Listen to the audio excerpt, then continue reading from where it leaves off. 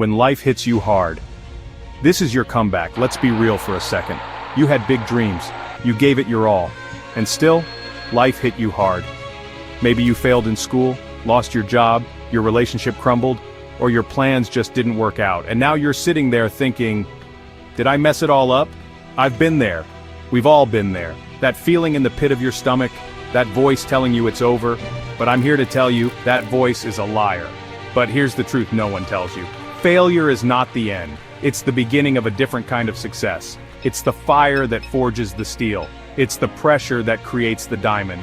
It's that raw, uncomfortable, gut-wrenching moment where you find out what you're truly made of. It's not about avoiding the fall, it's about how you get back up, stronger, hungrier, and more determined than ever before. In this video, I'm going to share 3 powerful talks that have pulled people back from the edge. Talks that don't just inspire, they wake you up. These aren't just stories. They're blueprints for resilience, for turning your deepest pain into your greatest power. If you've ever felt like a failure, this is for you. Stay with me. We're gonna dig deep, we're gonna get real, and we're gonna find that fire within you. The dropout who changed the world, Steve Jobs' unconventional path. Alright, let's kick things off with a name you all know, Steve Jobs. We see the iPhones, the MacBooks, the empire he built. But what we often forget, or maybe never knew, is the struggle, the grit, the absolute rock-bottom moments that paved the way for that monumental success. This isn't just a story about tech, it's a story about human spirit. Steve Jobs was adopted. Right from the start, his path was different. He dropped out of Reed College after just 6 months because he couldn't see the value in it, couldn't justify his working-class parents spending their life savings on his education. Think about that pressure, that sense of not wanting to be a burden, even when you're trying to find your way. He wasn't living the high life after dropping out, let me tell you. He was sleeping on friends' floors. He was returning Coke bottles for 5 cents just to get enough money for food. Imagine that, the man who would one day lead one of the world's most valuable companies, scrounging for change to eat. That's humility. That's survival. He even audited a calligraphy class, something that seemed completely random and useless at the time. He was driven by curiosity, by intuition, not by some grand, predefined plan. He was following his gut, even when it led him down paths that made no conventional sense.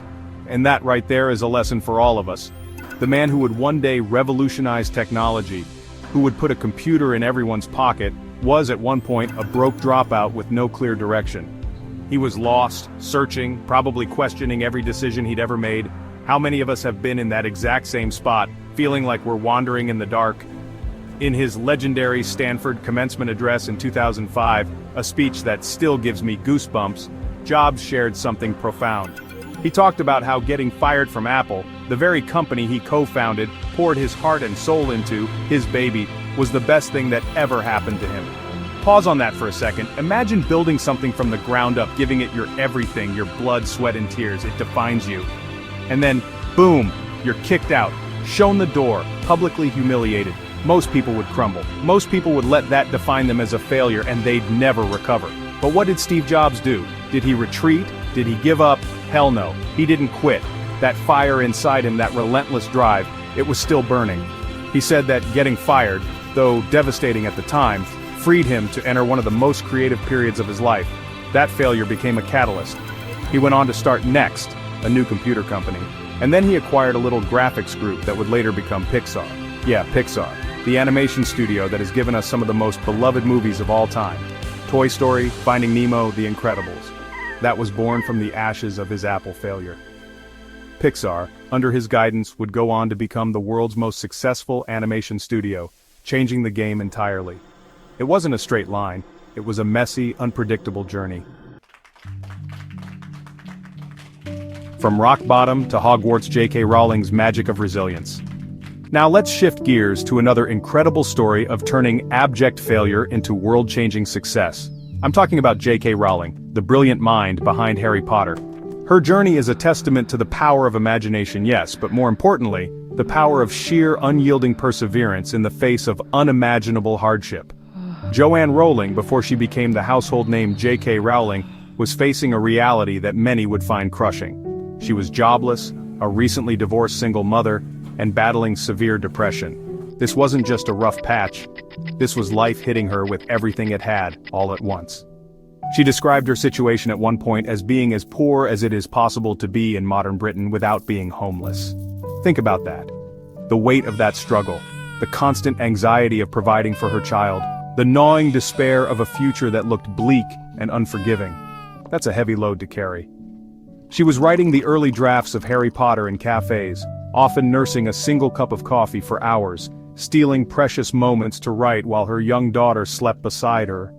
She was living off state benefits, welfare just to survive. There was no glamour, no certainty, just a burning story and a mother's fierce love. That book, the one that would eventually capture the hearts of millions and create a global phenomenon, she sent that manuscript to 12 different publishers. 12. And every single one of them rejected it. Some didn't even bother to reply. Imagine pouring your soul into something, believing in it so deeply, only to face door after door slamming shut. Most people, and I mean the vast majority, would have stopped right there. They would have concluded that the dream was too big, the obstacles too great, that maybe they just weren't good enough. It would have been the logical thing to do, the understandable thing to do. But Rowling didn't. She had every single reason in the world to quit. Poverty, rejection, depression, the responsibility of a young child. And arguably, she had very few reasons to keep going, other than that unshakable belief in her story and a refusal to let her circumstances define her. That, my friends, is true courage. When her commencement speech at Harvard University in 2008 went viral, it wasn't just because of her immense fame by then. It was because of her brutal, unflinching honesty about failure. She didn't sugarcoat it. She didn't pretend it was easy. She laid bare the pain and the profound impact it had on her. She spoke about how failure gave her an incredible sense of clarity. It stripped away everything that wasn't essential. When you lose everything or feel like you have, you suddenly see with stark clarity what truly matters. Your ego takes a back seat and your true priorities come into sharp focus. Her powerful message, one that resonates so deeply, is this: failure strips away the non-essential. It's like a wildfire that burns away the dead wood, leaving fertile ground for new growth. It's not about protecting your ego, which is fragile and often misleading. It's about rediscovering what truly matters to you, at your core.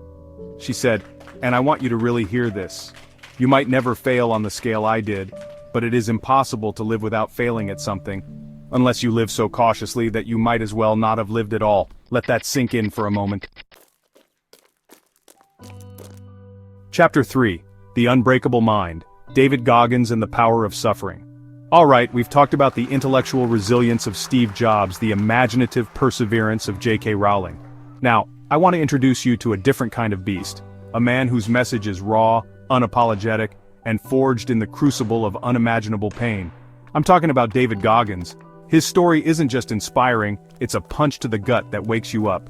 If Steve Jobs and J.K. Rowling are the voices of reflection and finding meaning in past failures, David Goggins is the roaring voice of raw, painful, in-your-face discipline. He teaches us that the path to strength isn't around suffering, but it.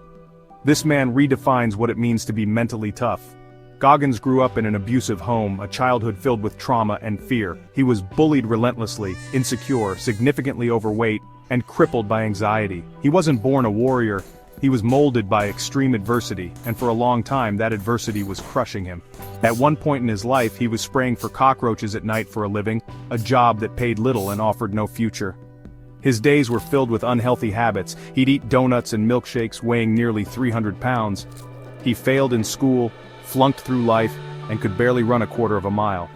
He was, by his own admission, a broken man. But then, one day, something inside him snapped. It wasn't a gentle awakening, it was a violent confrontation with himself. Not out of anger at the world, but out of a profound sense of ownership for his own life. He looked in the mirror and didn't like the man staring back. He decided right then and there, no more. What happened next is almost unbelievable. He decided he wanted to become a Navy SEAL, one of the most elite and brutal military forces on the planet. To even qualify, he had to lose over 100 pounds in less than 3 months. Most people would say that's impossible. Goggins made it his reality through sheer, unadulterated will. He endured the infamous Navy SEAL Hell Week, a grueling test of physical and mental endurance that breaks most men, not once, not twice, but 3 times. The first 2 times he was forced out due to injuries and medical issues, but he refused to quit. He came back, again and again, until he conquered it. He didn't just become a Navy SEAL, He went on to become an ultra-marathon runner, competing in races that cover hundreds of miles, pushing his body and mind to their absolute limits. He became an author, sharing his story in the best-selling book, Can't Hurt Me. His journey is a testament to human potential when discipline meets an unbreakable spirit. His podcast interviews and speeches, they aren't soft. They won't coddle you or tell you it's okay to stay comfortable. Goggins tells you the hard truth, that most of us are living far below our potential. He says, and this hits hard, most people don't even tap into 40% of what they're capable of. You're giving up before the real you even shows up. Think about that. When you feel like you're giving it your all, when you're at your supposed limit, Goggins believes you've still got 60% more in the tank. That the version of you that can truly achieve greatness hasn't even been awakened yet, because you haven't pushed hard enough through the discomfort. Life will knock you down, that's a guarantee. It doesn't care who you are, what your plans are, or how good of a person you think you are. The punches will come, but staying down, that's a choice. That's entirely on you. Steve Jobs, J.K. Rowling, and David Goggins weren't born with some magic shield against adversity. They failed, they broke, they suffered, just like you might be right now. But what made the difference? What separated them from those who let failure define them? They didn't quit, they didn't make excuses. They learned, they adapted, they got back up, and they rose. They understood that failure wasn't a dead end but a detour.